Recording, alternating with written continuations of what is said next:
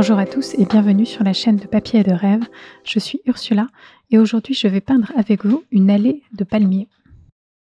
Je commence cette aquarelle avec un papier totalement sec. Aujourd'hui j'utilise un papier Arches en grain satiné, donc un papier totalement lisse. Et je commence donc avec cette couleur gris océan pour le ciel. Alors je sais que c'est une couleur qui n'est pas forcément adaptée pour le ciel vu qu'elle s'appelle océan, donc c'est plutôt pour la mer. Mais elle est d'un joli bleuté grisé et je me suis dit que ça donnerait une ambiance particulière à cette aquarelle et c'est pour ça que je l'ai utilisée pour le ciel aujourd'hui. Avec ce gris océan, je vais réaliser un dégradé vers une couleur chaude en bas de mon image pour avoir cette luminosité assez particulière au coucher de soleil. Même si mon image n'est pas forcément totalement au coucher de soleil, elle a une ambiance assez chaude. Vous pourrez voir l'image de référence un petit peu plus loin dans la vidéo, mais si vous ne voulez pas attendre, elle est disponible sur le blog. Le lien est dans la description juste en dessous. Donc je vais utiliser l'orange toundra dans le bas de mon image et le dégrader avec ce gris océan pour avoir cet effet bleu froid en haut et orange chaud en bas. Les deux couleurs ne se mélangent pas trop et ne créent pas de couleurs étranges comme des gris ou des verts. Elles fonctionnent bien toutes les deux ensemble, surtout que forcément je les dégrade presque vers le blanc au centre avant de les rejoindre. Donc du coup, il n'y a pas trop de perturbations dans le mélange. Pour l'instant, on voit encore les traces de mon pinceau et les couleurs sont encore un petit peu trop douces à mon goût.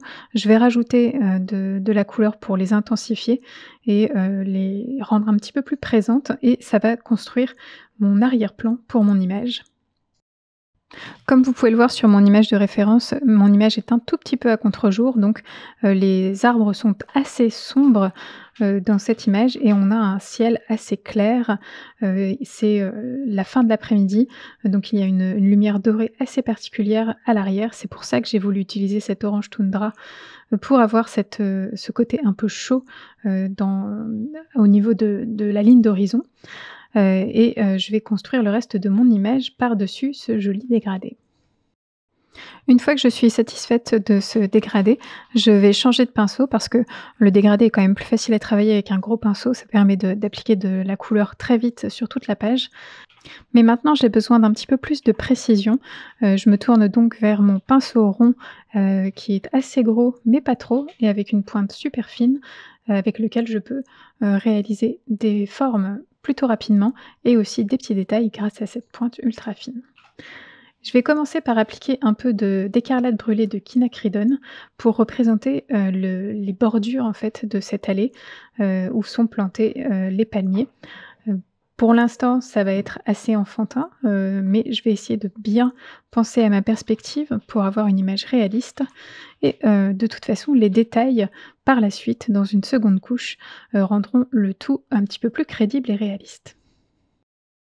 Alors même si j'ai une base assez chaude, dans le bas de mon image, j'ai quand même besoin d'ajouter un petit peu plus de couleur pour signifier donc le chemin, les bordures, ce qu'il y a, autour en fait de cette allée. Et pour ça, je vais utiliser un gris que je vais créer avec un indigo et l'écarlate brûlée de quinacridone. Ça me permet d'avoir un gris, qui fait un petit peu penser au macadam en fait, tout simplement. Et ça va me permettre de créer donc cette partie centrale du chemin où, les piétons marchent, entourés de ces palmiers. Et pour le moment, je ne cherche pas du tout à réaliser une texture particulière ou quelque chose en plus. Je veux juste placer ma couleur au bon endroit, et la bonne couleur surtout au bon endroit, pour, avoir une meilleure idée de la structure de mon image puisque vous savez que je ne dessine pas avant de commencer. Donc j'ai besoin d'établir, quelques points de structure assez vite pour avoir des repères et pouvoir construire le reste de mon image autour de ces points de structure. Et si par exemple vous trouvez que votre mélange de gris est un tout petit peu trop froid, comme je l'avais remarqué, vous pouvez toujours ajouter un petit peu plus, d'écarlate brûlée de quinacridone ou toute autre couleur d'ailleurs que vous utilisez, pour, réchauffer un petit peu, ce macadam et en plus ça apportera un petit peu de texture et un petit quelque chose de différent. On n'aura pas une surface totalement uniforme donc c'est toujours intéressant. Et maintenant, je vais passer à, la partie, la plus fun de l'aquarelle, réaliser les feuilles de palmier. Alors j'aurais aussi pu réaliser d'abord les troncs pour avoir une meilleure idée de là où ils se déplaçaient et ensuite les feuilles, mais, je ne sais pas pourquoi j'ai eu envie de commencer par les feuilles. Je crois que j'avais envie de mettre quelque chose dans ce ciel tout vide et donc on commence avec ces feuilles de palmier et pour une fois, je vais utiliser une couleur verte. Je pense que vous avez remarqué que dans ma palette, il n'y a quasiment jamais de vert pur. Eh bien, c'est parce que j'aime faire mon propre mélange de vert. Mais aujourd'hui, je me suis dit que pour changer, j'allais utiliser un vert déjà, fait. Donc c'est le vert fond marin de Daniel Smith et si vous ne l'avez pas, vous pouvez totalement utiliser autre chose. Par exemple, vous pouvez mélanger du bleu outremer avec de l'or de quinacridone, c'est exactement les 2 pigments qu'il y a dans ce vert et vous obtiendrez un vert à peu près similaire. Alors justement, réaliser ces feuilles de palmier, c'est assez fun parce que, on peut avoir des gestes un petit peu plus énergiques, on peut s'amuser un petit peu avec les marques qu'on laisse avec le pinceau, dans la surface qui est bien sûr encore humide du dégradé que j'ai réalisé, au tout début. Alors bien sûr, l'eau a eu le temps de s'installer dans le papier, donc ça n'est pas si humide et la couleur ne se fond pas totalement et ne disparaît pas totalement, dans l'arrière-plan. Mais c'est suffisamment humide pour avoir des contours très, très doux et vous voyez même que je rajoute un petit peu d'eau avec mon pchit pour garder des zones bien humides et avoir toujours cette douceur, lorsque je pose de la couleur par-dessus. Et le choix de ma couleur est assez important finalement parce que ce n'est pas n'importe quel vert que j'ai, choisi. C'est un mélange avec du bleu outremer et si, vous, me suivez depuis longtemps, vous savez que ce bleu outremer, est une couleur qui est granule. Tous les bleus outremer granulent normalement et du coup, le travailler sur une feuille humide, ça va un petit peu activer cette granulation et ajouter un peu de texture, un petit quelque chose d'intéressant. Les couleurs vont se séparer légèrement, donc on aura des endroits où il y aura un petit peu plus de bleu outremer et des endroits où il y aura un petit peu plus de ce jaune hors de quinacridone et du coup, on aura des feuilles qui vont changer de couleur un petit peu, toutes seules et c'est aussi bien parce que comme ça, je n'ai pas à changer, mon mélange à chaque fois. Et d'ailleurs, pour activer cette granulation, je vais aussi bouger un peu mon papier. Je vais faire attention à garder, la partie basse avec le chemin, bien horizontal pour que cette partie ne bouge pas trop. Mais par contre, je vais mettre un petit peu plus de gravité dans la partie supérieure de mon papier pour que, le vert bouge un petit peu, que la granulation, commence à s'activer. Parce que pour qu'il y ait granulation, il faut qu'il y ait donc de l'eau et aussi du mouvement. C'est vraiment le combo parfait pour activer, cette granulation. Et il est temps maintenant de s'intéresser au tronc de ces palmiers. Et pour le tronc, je vais utiliser, une couleur qui est un mélange de d'écarlate brûlée, de quinacridone et d'indigo. Donc je fais un mélange assez sombre parce que bien sûr je veux, que ces, troncs de palmiers soient très sombres, et même si de toute façon ils ne seront pas suffisamment sombres à la première couche, il y a toujours une deuxième couche pour ajouter un petit peu plus de détails, un petit peu plus de contraste comme vous le savez. Et il y a une chose assez particulière que je fais lorsque je réalise ces troncs, c'est que j'essaye de faire une forme qui ne soit pas, totalement rectiligne. J'essaye de faire en sorte qu'il y ait, des courbes par-ci par-là parce que quand on regarde un palmier, il n'est jamais de la même épaisseur partout en fait. Il y a des endroits où, le tronc est un petit peu plus épais. J'imagine que c'est sûrement dû à cause d'une année où il y avait un petit peu plus de feuilles par exemple et donc du coup, j'essaye de bien penser à ça pour avoir, un effet un petit peu plus naturel.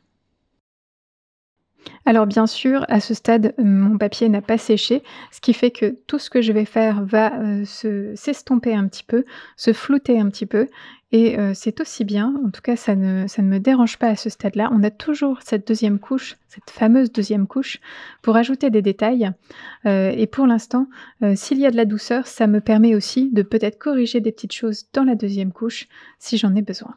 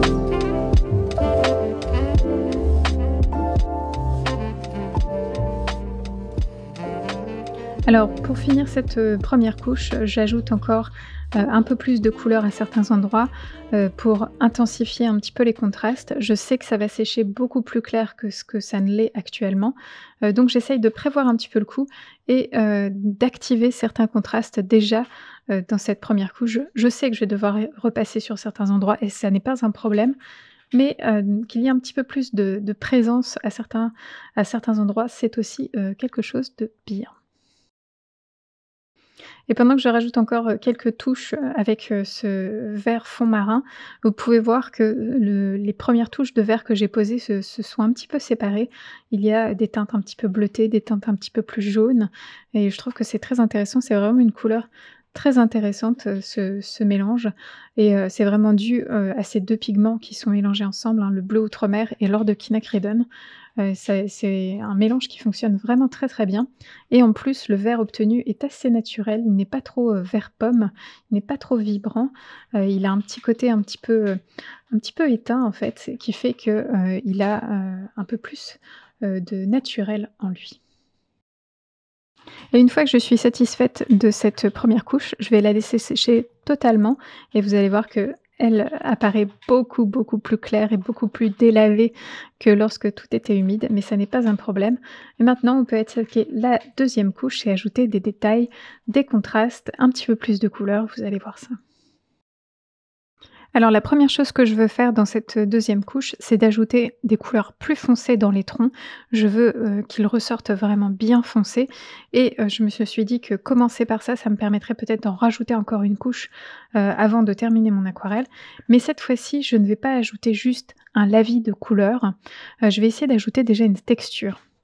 Parce que lorsqu'on regarde, un tronc de palmier, on voit, quelque part les attaches des feuilles des années précédentes et ça donne un côté assez irrégulier au tronc et c'est ce que je veux essayer de représenter, donc en faisant ces sortes de taches de couleur sombre, qui vont, je l'espère, vous faire penser à la texture du tronc du palmier.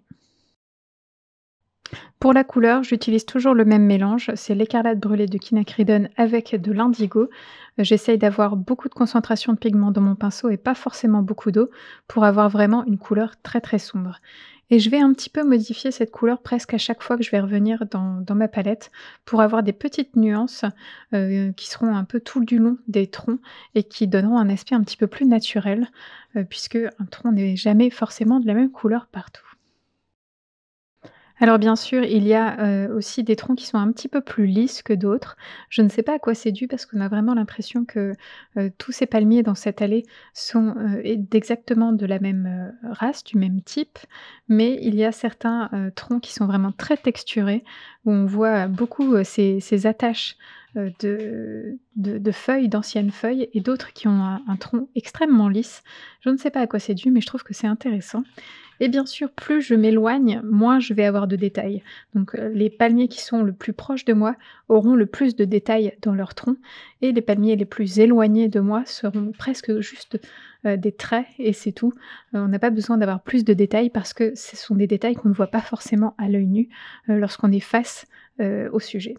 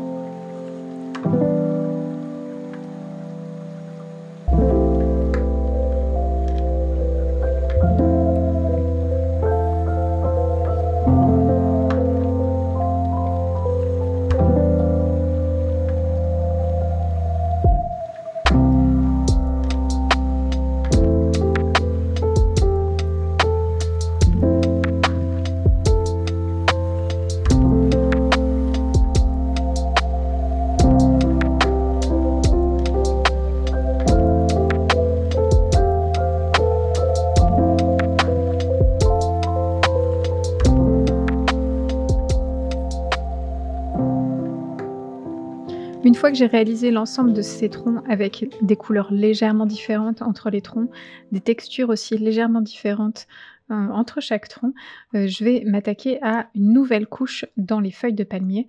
Donc je reprends mon vert fond marin, ce vert si particulier et pareil que pour les troncs, j'essaye d'avoir un petit peu plus de pigments sur mon pinceau et un petit peu moins d'eau pour avoir des couleurs un petit peu plus sombres et commencer à travailler cette texture, des feuilles de palmier. Donc d'abord, je vais, surtout me concentrer sur le fait qu'il faut que je fonde, le tronc avec, le début des branches pour qu'il n'y ait pas trop de rupture entre les 2. Je peux le faire parce que, les troncs viennent juste d'être faits et ils sont encore humides, donc les couleurs vont se fondre un tout petit peu l'une dans l'autre et ça va donc créer cette unité et ensuite je vais travailler un petit peu plus en hauteur avec ces feuilles de palmier et leur ajouter de la texture. Et si vous êtes observateur, vous avez pu remarquer une chose, lorsque je travaillais sur les troncs, je tenais mon pinceau beaucoup plus près des poils que ce que je fais là maintenant, parce que j'avais besoin d'un petit peu plus de précision à l'endroit où j'allais placer cette couleur. Mais là, on est sur quelque chose d'un petit peu plus naturel, où on peut se permettre d'avoir un petit peu plus d'énergie et beaucoup moins de contrôle dans le pinceau, ce qui fait que j'utilise mon pinceau en le tenant très, très éloigné, des poils, et j'ai donc moins de contrôle sur la pointe de mon pinceau et ça va apporter des traces de pinceau différentes avec une énergie, totalement différente. Et de cette manière, je peux créer des formes très très fines ou des formes beaucoup plus épaisses selon la pression que j'exerce sur mon pinceau et sur le papier. Si il y a très très peu de pression sur le pinceau, j'aurai des traits ultra fins et si j'y mets un petit peu plus de pression, on va avoir, les poils du pinceau qui vont entrer, en jeu, donc toute la longueur des poils et ça va créer des formes un petit peu plus épaisses et on peut aussi varier cette pression en cours de route et ça va, donc, donner des formes de feuilles, en fait, qui se font, assez naturellement. Alors comme j'utilise un verre tout fait, je ne peux pas forcément, manipuler ce mélange pour le rendre un petit peu plus bleuté ou un petit peu plus jaune comme j'ai l'habitude de le faire. Il va falloir que je trouve d'autres astuces pour mélanger ou trouver d'autres nuances dans cette couleur. La première astuce, c'est, plus ou moins d'eau dans le pinceau, donc une couleur plus ou moins diluée. Si j'ajoute beaucoup de pigments et pas trop d'eau, je vais avoir une couleur très foncée et si j'ajoute un petit peu plus d'eau dans mon pinceau, on va avoir des couleurs un petit peu plus claires et c'est comme ça que je peux varier, en partie, ces couleurs et donner un petit peu plus, de profondeur et de texture à ces feuilles, de palmier. Mais, je peux aussi ajouter un petit peu d'indigo dans mon mélange pour avoir des couleurs un peu plus bleutées, ce qui fait qu'on aura aussi des différences dans les nuances.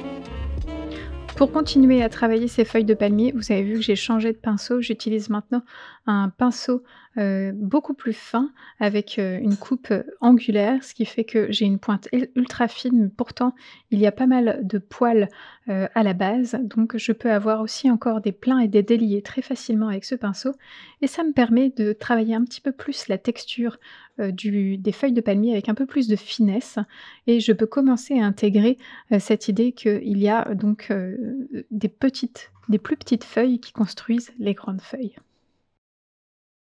Et de la même façon que précédemment, je vais, utiliser mon pinceau en le tenant assez éloigné des poils pour avoir moins de contrôle sur la pointe et obtenir des lignes un petit peu plus naturelles, un petit peu plus, heu, libres et énergiques. Et de la même façon aussi, je vais modifier cette couleur juste en ajoutant plus ou moins de pigments et plus ou moins d'eau dans mon pinceau. Donc si j'ai beaucoup de pigments et pas beaucoup d'eau, je vais avoir des couleurs très, très sombres et ça va être peut-être parfois même un petit peu difficile à appliquer sur le papier parce que mon pinceau ne contient pas beaucoup d'eau et donc du coup, il n'y a pas d'eau qui va, se déposer sur le papier et entraîner ce pigment. Donc parfois, les petits pinceaux avec beaucoup de pigments, ça ne marche pas très bien. Mais par contre, si je mets beaucoup d'eau et pas beaucoup de pigments, je vais avoir des couleurs un peu plus claires et comme ça, je peux avoir des variations, dans les verts, des feuilles de palmier.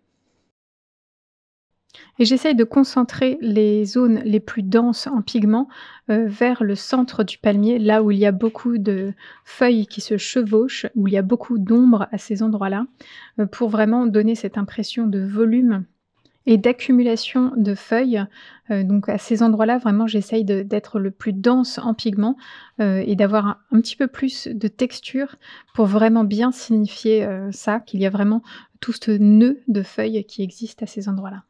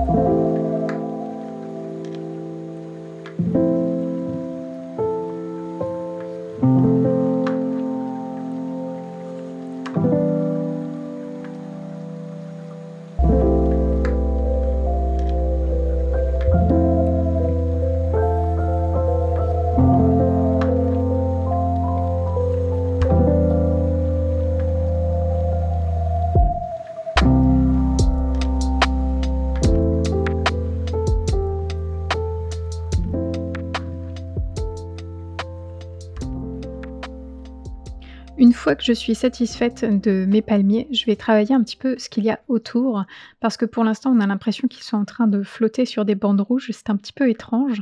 Donc j'ai besoin de vraiment les asseoir dans le reste de mon image et pour ça, je vais travailler un petit peu plus la texture, de cette allée. Donc là, je suis en train de travailler, la texture de la bordure qui est construite, de pavés, de couleur terracotta. Donc pour cette couleur, j'utilise, l'écarlate brûlée de quinacridone. Alors c'est une couleur qui apparaît un petit peu trop vive lorsqu'on la pose et qu'elle est humide, mais une fois qu'elle sèche, elle se ternit un petit peu et du coup, elle paraît beaucoup plus naturelle et beaucoup plus à sa place. Je n'essaye pas de faire une texture absolument parfaite en dessinant chaque, carreau de terracotta l'un après l'autre. J'essaye juste de trouver un moyen rapide et efficace de créer cette texture en faisant quelques traits, en utilisant mon éponge, en floutant aussi certains endroits, et avec la combinaison en fait de toutes ces petites choses, vous allez avoir l'impression d'avoir, ces carreaux de terracotta, sans que je les ai dessinés l'un après l'autre.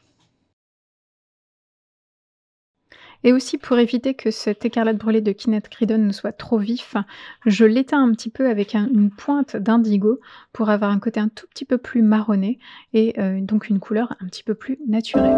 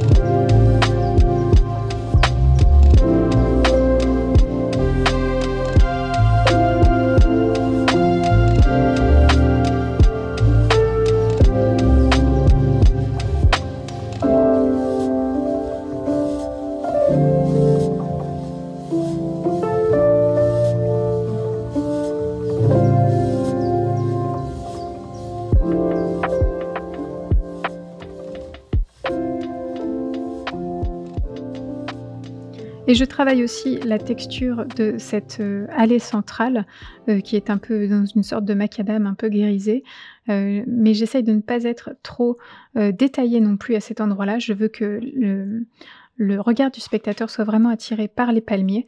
Donc je donne quelques indications sur cette allée. Donc j'ajoute un peu plus de couleur avec de l'indigo et surtout de l'orange toundra. Les 2 mélangés ensemble créent une très, très jolie couleur, marron, qui me plaît bien et qui donne un côté très naturel, en fait, à cette allée. On peut remarquer, peut-être quelques, cailloux à certains endroits, quelques taches parce que, c'est un macadam qui est un peu vieux et c'est juste les seules indications que je vais donner. Et sur le côté de cette allée, il y a une piste cyclable et je vais juste la suggérer avec quelques bandes de signalisation.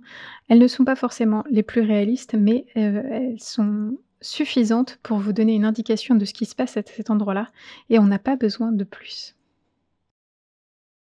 Et vraiment pour les couleurs dans toute cette partie basse, dans toute cette partie de sol, j'utilise l'indigo, quelquefois un petit peu d'écarlate brûlée de quinacridone et cet orange toundra, mais surtout avec beaucoup d'eau cette fois-ci, parce que je veux que ça reste assez, léger et qu'il n'y ait pas, trop de contraste à cet endroit-là. Je ne veux pas que ça attire le regard en fait, je veux que le regard soit vraiment dirigé vers l'allée, des palmiers et vers les palmiers en eux-mêmes. Et donc après avoir, réalisé tous ces petits détails, la couche des troncs que j'ai réalisée en premier dans cette deuxième couche est suffisamment sèche pour que, je rajoute encore une couche de détail à cet endroit-là. Donc je vais rajouter, de la couleur avec, toujours le même mélange, de l'indigo et de l'écarlate brûlée de quinacridone. J'essaye vraiment de trouver, une texture intéressante, pour ces palmiers, leur donner un côté peut-être un petit peu plus rugueux en fait, pour qu'on ait un petit peu une meilleure idée, de la texture du tronc. Donc je n'hésite pas à faire des marques avec mon pinceau. Je vais peut-être venir en flouter certaines un peu plus tard pour apporter un petit peu plus de douceur.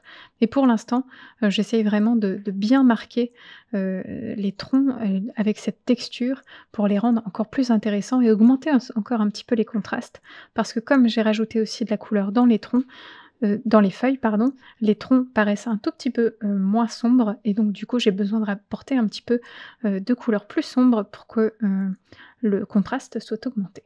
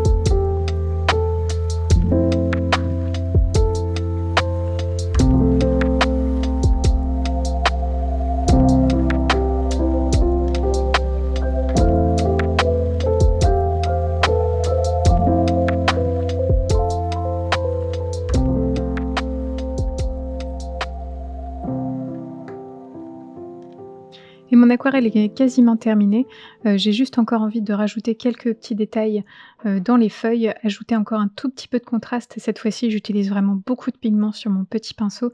La couleur a du mal à se déposer tellement il n'y a pas assez d'eau sur mon pinceau parce que je veux vraiment cette couleur très, très sombre. Mais ça me permet, d'augmenter le contraste dans ce cœur, du palmier et de lui donner un petit peu plus de volume et un petit peu plus de présence aussi.